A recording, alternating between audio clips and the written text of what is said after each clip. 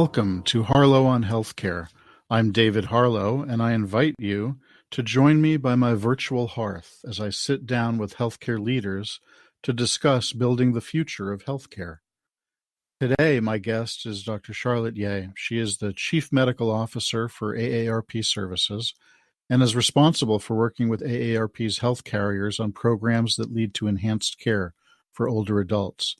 Dr. Yeh has more than 30 years of healthcare experience as a practitioner of emergency medicine at Newton Wellesley Hospital and Tufts Medical Center in Boston, as the medical director for the National Heritage Insurance Company, as a Medicare Part B claims contractor, and as the regional administrator at the Centers for Medicare and Medicaid Services in Boston. Dr. Yeh is widely recognized for her commitment to and passion for the healthcare consumer and has received numerous honors for her efforts on behalf of patients. Welcome, Charlotte, and thanks for joining us. Thank you for having me. I'm delighted to be here. Well, it's great to be speaking with you. We've known each other for a long time through various versions of our professional selves, and here we are, aging gracefully, and aging wonderfully. Perhaps looking at becoming the beneficiaries of some of the work the AARP is doing. I understand you have a program called Disrupt Aging. Now, I'd like to ask you to introduce us to that program. Sure. This is an initiative started by our CEO of AARP, Joanne Jenkins, and it's really about we need to rethink aging and how we age, right? Because when you think of aging, what do you think of? Gray hair, wrinkles, you need a cane, a walker, and it's all about decline. And it turns out there are a lot of positivities and positive aspects of getting older. Like, did you know that after 50, your happiness index goes steadily up and is higher than in your 20s and 30s? And it is true that your brain doesn't process information as fast as when you're 16, but there is a lot of science to say you have better vocabulary, better pattern recognition, better problem solving, better empathy, more emotional stability, in short, better executive function, or as your mother would always say, you do get wiser as you get older. And so the Disrupt Aging is all about how can we tap into the asset we call age. And why shouldn't we think of aging, as I said, as an asset as opposed to a condition we have to fix? We are living longer than ever. We've added 20, 30 years to our lifespan in the past century. And what are we doing to make the most of those extra years? In fact, I don't know if you know, but 85 and older is the fastest growing population. 100 is the second fastest growing population. So a 10-year-old today in many developed countries has a very good chance, may actually live to 104. So it is time to really think about how do we, bring back that vibrancy and vitality? How do we make sure we make the most of our extra years? So, the shift in population is really something dramatic, which needs to be addressed at sort of a national or international level in terms of how do we shift the way we have prepared the world for different distributions of ages. But for the moment, we're focusing on the older end of the spectrum, and as our expected lifespan has gotten longer, I'm interested in hearing more about what you and your organization are doing to change how we age, or to rethink how we fulfill the promise of longevity, as I hear you say. Yeah, that's really great. If you think about it, by 2020, in just 2 years, for the first time in history, there will be more 65 and older than under 5-year-olds. That's a huge societal shift. So the work I've been doing has been a project we call Healthcare Transformation, and it's sort of re-looking at how and where are the influences on your health. And it turns out that actually healthcare, all the wonderful things that gave us the added life, that we can change every joint in the body, has been really, really awesome. But it actually only contributes to, say, 10-20% of your health. Another 10-20% is genetic, but about 60% of our health and well-being is actually behavioral, environmental. So we have recognized that besides healthcare, there are the social determinants of health, right? Food, housing, transportation, that are all really, really important and impactful on better life. We are now exploring this third category that I think has been under-tapped for opportunity, and it's what I call the personal determinants of health. So as we were looking at our Medicare population, the AARP, and specifically the AARP branded Medicare supplemental plan members, it was really striking to me that even people with the highest, what we call HCC scores, or the most complex, that top 5% that spends 50% of the dollar, Right. it was fascinating to me that as many as 40% say their health is good, very good to excellent. And as an emergency doc, I always thought, when I see an 80-year-old woman come in with a broken hip, I can look at her and say, she's going to recover and walk out of the hospital.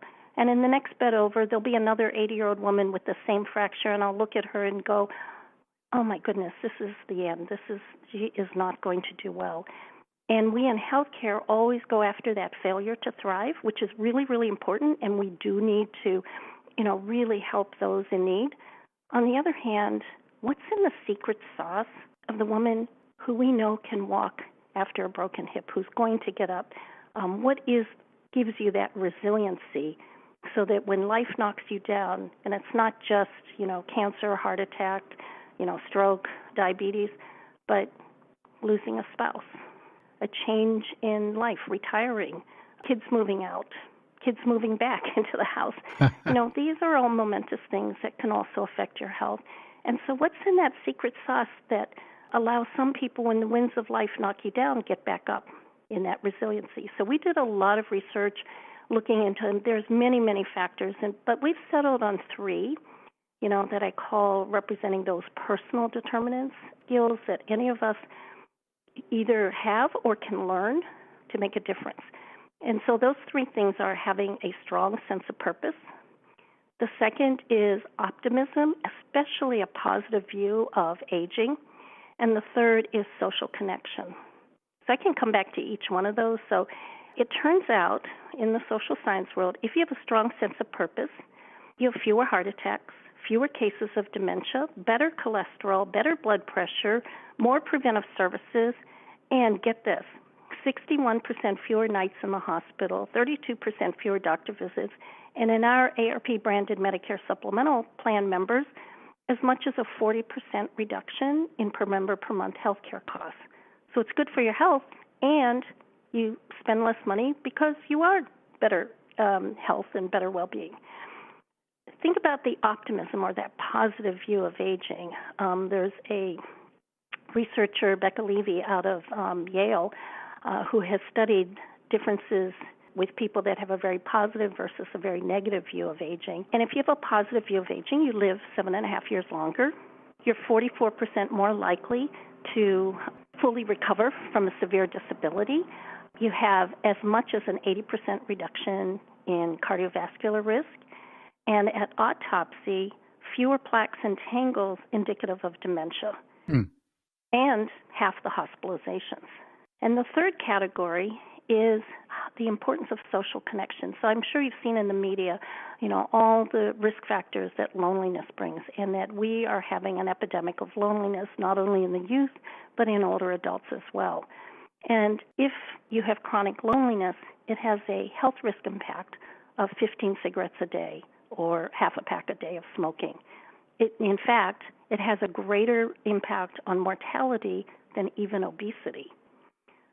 And if you think about impact on dollars, AARP has done a study showing that Medicare pays $6.7 billion extra dollars a year on people who are isolated. And by the way, isolation is that objective measure, how big is your network, whereas loneliness is how you feel about it. But here's another example. AARP has also done a study looking at healthy behaviors. And it turns out that people who say they have 5 or more close friends actually have more healthy behaviors than people with 1 to 4 close friends, who have more healthy behaviors than people who say they have no close friends. So what's the intervention? Lunch groups, help people make friends, or something more than that? Yeah, so we are actually, beginning to test to say, It'd be nice if we all learned all this, when we were in kindergarten or through school or young adulthood. But even if we miss it, that doesn't mean we can't still learn or improve even when we're 65 or 80 or so. So we're testing a number of interventions for everything from technology to apps to online therapy or programs that can help you build a sense of meaning, what gets you up in the morning, to how to problem solve and actually have a more positive attitude, and different ways to have connection, because we're a very social being and nobody wants to live alone or be alone. And for all those innovators and technologists out there, I would really say, I know we're working on all these great things to improve health and medication adherence, et cetera, but let's not forget who your end users are. What are you doing in your technology to bring fun and beauty? What are you doing to bring everyday convenience and problem solving and improve the friction that we deal with? And what are you doing to design that it's not about designing for old? It's really designing for everyone. So think about curb cutouts that are designed for people in wheelchairs. If you actually look at who uses those curb cutouts more than anyone else, it's mothers and children. So when you think about the design, it's got to be easy, convenient, simple, but appealing across the ages and not just because, quote unquote, you're old and you need help. Think about beauty and function. I love the fact, for example, there's a prototype of clothing for people who have hearing impairment that has 17 sensors on it, so that if the drums play, it vibrates in one place. If the horns play, it vibrates somewhere else. If the string instruments, it's another place. In other words, even if you can't hear the symphony, you can feel the symphony. I love the fact that, there's a couple up in Maine that a woman was on a walker and she really missed hiking in the woods and, hiking outdoors with her husband. So they redesigned a walker. It looks like this, really cool, almost bicycle wheel type of walker, but she can now go hiking in the mountains with her husband. And somehow we should be thinking about our design and innovation to how do you get the most of what you have and how do you continue to enjoy life even if we're not perfect. Worthy goals, for sure. Yeah. If you are just tuning in, this is Harlow on Healthcare coming to you on Healthcare Now Radio. I'm David Harlow, and my guest today is Charlottte Yeh, Chief Medical Officer for AARP Services. Charlottte, talking more about design and sort of design challenges for an older population, I heard you say it was something earlier that really resonated with me, that we're not trying to design something for someone who is old, or we need to try to change our mindset or change the mindset of designers in trying to serve this population best. I wonder if you could try to encapsulate a little more clearly, what would be your mandate to the design community, whether it's in healthcare IT or other broader services? Because I hear you saying things like design, not necessarily a healthcare specific application, to be inviting and useful to an elder population because of the improvement that can have on general well-being. Right. So let me give a couple of examples. So first, why is it that we don't think of 80-year-olds as smiling or having fun or laughing? We are currently testing animatronic dogs and cats that were originally designed by Hasbro. And Hasbro has spun off a company, with a line of products called Joy for All. Like, it shouldn't matter how old you are, you can still have fun. And they've designed these cats and dogs that are, not exactly robotic animals. They're really designed to sort of, like the cat purrs and vibrates like a cat. It's clearly not a real cat, but, it resembles a lot of the features you love about a cat. The dog, can bark and follow with its head and wag its tail, so it feels like it's interacting.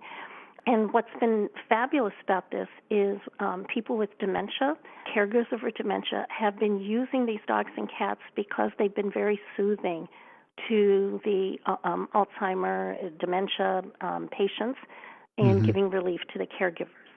But They're not just, for the older adult.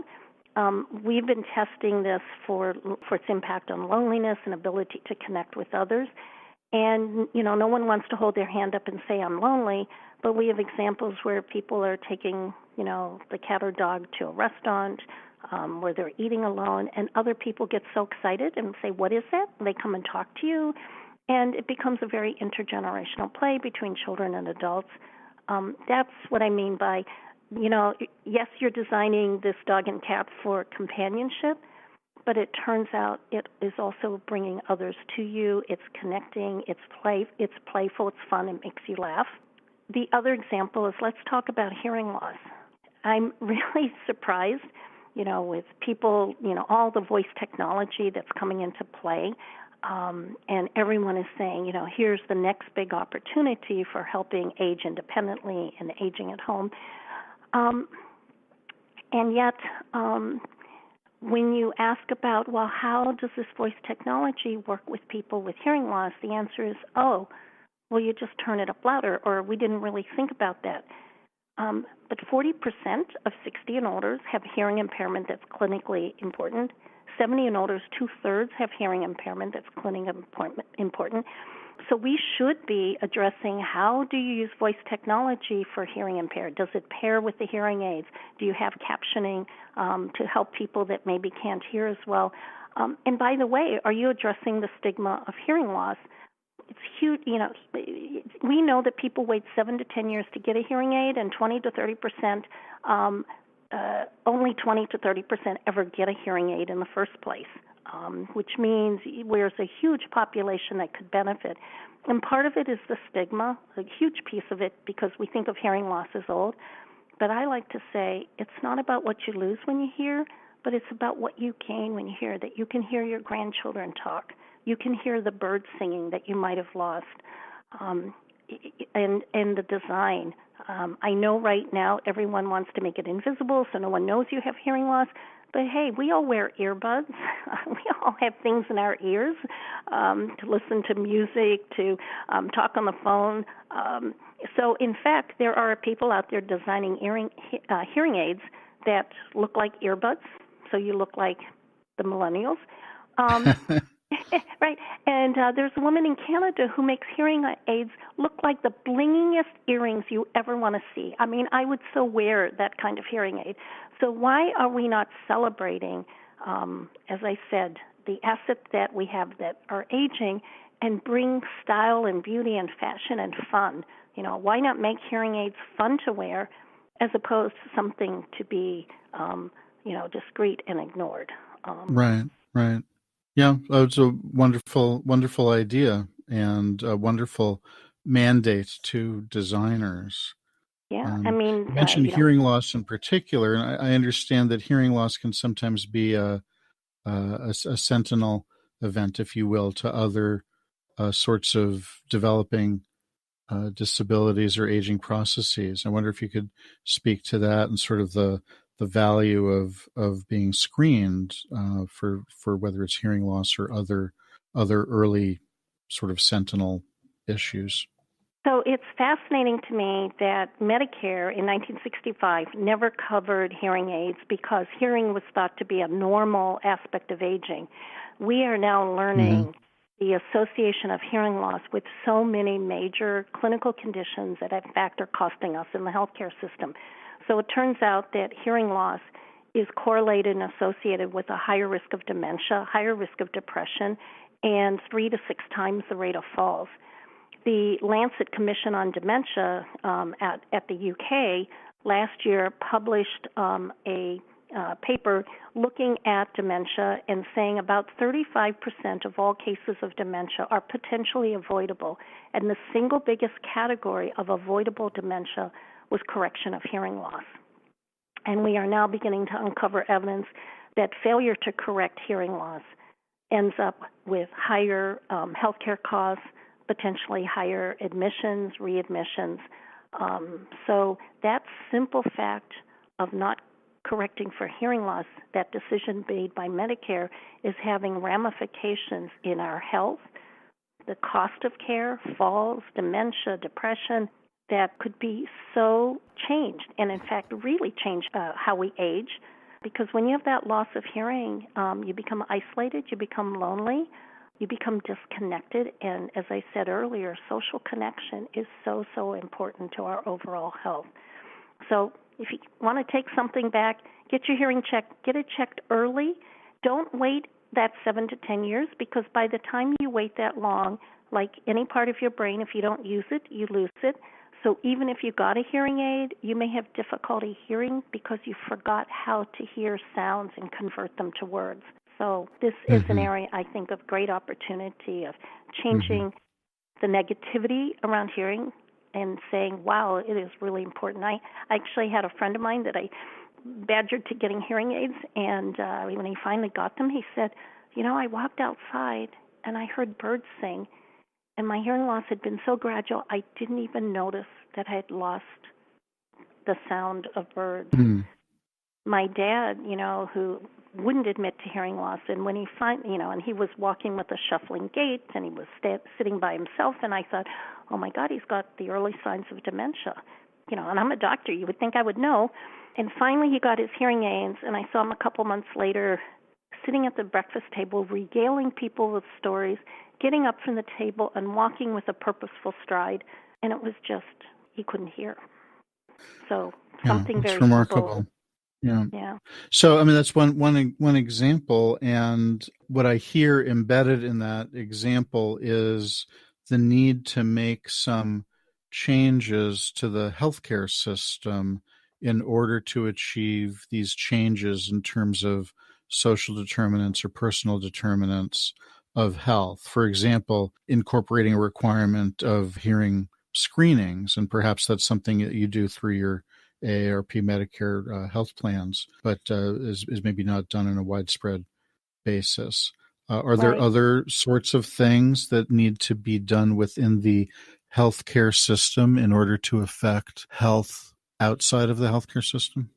Right. We tend to look at solutions is all about what is the next drug, the next device, the next treatment, all of which are important. But we forget that there are some very simple things that we should be talking to our patients about, especially for their cognitive health as well as their physical health. We know exercise, nutrition, it's good for the body. It turns out it's good for the brain too. But we never talk about constantly learning new things, challenging your brain. If you keep your brain active, you may enrich the mind and create a better brain reserve to help diminish the potential impacts of dementia down the road. The social connections, friends, family, how to stay connected. We should be examining that in the healthcare system. For example, in one of our studies, we identified that loneliness was the biggest predictor of dissatisfaction with your doctor in healthcare, and yet we never talk about it. And then finally, stress management, better sleep, so that your brain has a chance to recover. So those are some of the short-term things that we should be talking about, and having the technology and innovation to make it easier, simpler for people. And then on the long term, AARP has chosen to invest $60 million into a dementia discovery fund, which is an international fund to really focus in on the causes, etiology of dementia, in the hopes that we will find a treatment, a cure for dementia. Years ago, 20, 30 years ago, we invested in cancer as a society, and I don't know about you, but I remember growing up in an era where no one talked about the C word. It's just like we don't talk about the D word now. No one talked about the C word because it was a death sentence, right? And now cancer has almost become a chronic disease. We are understanding the many mechanisms, the many kinds of cancer. We have multiple treatments, and people are living longer with cancer. We expect to see that same opportunity in dementia as well. And it all goes back to the commitment to live a better life. That surely we can live better than we have been, and if we're going to live longer, we must live better too. Right. So, Charlotte, let me ask you as we wrap up, if you were to wake up tomorrow and find yourself 5 years in the future, what is one thing in healthcare that you would hope or expect to find has changed dramatically? Well, obviously, not only would we have better drugs, lower cost of care, better treatments, that's the usual thing that people talk about. But my hope is, of all the things I talked about today, is, that in 5 years we are living a better life, a life of vibrancy and vitality. And if we in healthcare could recognize the simple way to think about it is, what gets you up in the morning? Who do you do it with? Do you have a smile on your face? And we will have moved away from quote-unquote aging in place, which I really hate because it sounds so static, to thriving in motion. And we will be celebrating the age that we are. Well, I hope we don't have to wait 5 years to get there. That sounds like a wonderful vision of the future. Yeah, we can Thank start you very right much now. for joining me today. I really appreciate your taking the time to talk about your work. Oh, thank you so much. I really appreciate it. You can see how exciting and fun, and I'm looking forward to those next 10, 20 years or more. Great. You have been listening to Harlow on Healthcare. Join us at healthcarenowradio.com. Let's continue the conversation on building the future of healthcare together at #HarlowOnHC. I'm David Harlow, keeping the fire going and holding a seat open for you. Until next time.